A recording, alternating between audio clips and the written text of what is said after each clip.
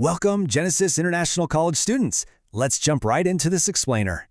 Today, we're tackling a massive milestone in your construction life cycle for Unit CPCCCA3028. We're talking about safely stripping formwork and systematically getting those components perfectly prepped for the absolute next job site. It's all about locking down the procedures that keep you safe and your gear in pristine condition.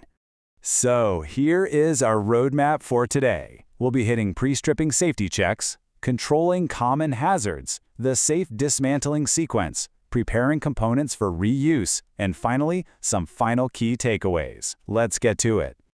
All right, Section 1, pre-stripping safety checks. Because before anyone even thinks about grabbing a pry bar, we've got to establish a rock-solid baseline of safety. Okay, setting up that secure environment basically comes down to 4 crucial steps. And it all kicks off with step 1, which is verifying your curing status. Look, you absolutely need formal approval from your site supervisor or structural engineer before doing anything. Why? Because stripping formwork prematurely can literally cause the whole structure to fail. No joke. Once you get that green light, you move to step 2, setting up exclusion zones. Throw up some safety bunting or temporary fencing so you're protecting other trades and the public from falling stuff. Next up is step 3, a thorough PPE check. And finally, step 4, inspecting your stripping tools. You really want to make sure your pry bars and nail pullers are in top-notch condition to avoid any nasty slips. Let's zoom in on that PPE check for a second. Your absolute must-haves are cut-resistant gloves, wraparound eye protection, and of course, steel-capped boots. Please never take shortcuts here. You're dealing with heavy timber, nasty splinters, and flying debris. Proper eye and hand protection, that's the bare minimum before stepping foot in that exclusion zone. Moving right along to Section 2, controlling common hazards. Stripping formwork is officially a high-risk game, so spotting hazards early is totally key. What's great about this breakdown is how it maps some pretty severe physical risks straight to our on-site controls. Think about it. Got stored tension in your braces? Well, your control is to loosen them gradually so the boxing doesn't just spring right at your face. Protruding nails? You denail them immediately, no exceptions, to stop puncture wounds before they happen. And to prevent damaging the concrete edges, you use pivot blocks and wide-blade pry bars. That just distributes the pressure safely away from the fragile green concrete. It's all about working smart with targeted controls. And look at this.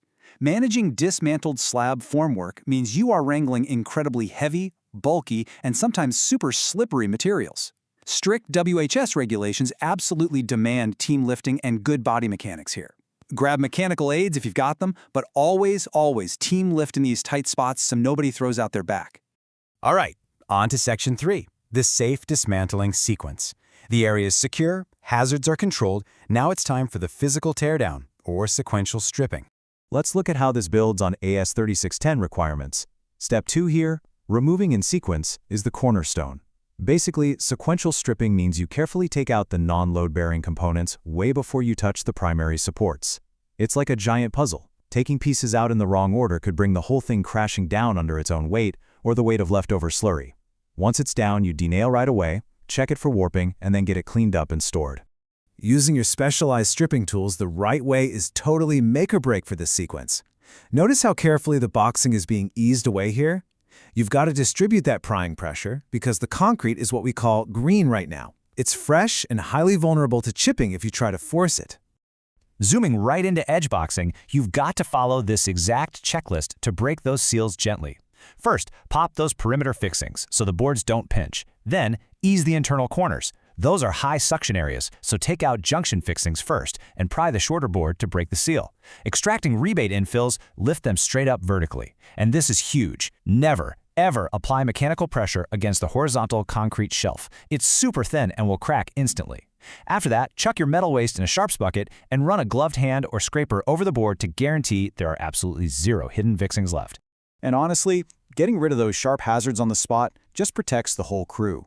Whether it's the guy carrying the board or the team stacking it at the end of the day, prompt denailing is 100% non-negotiable.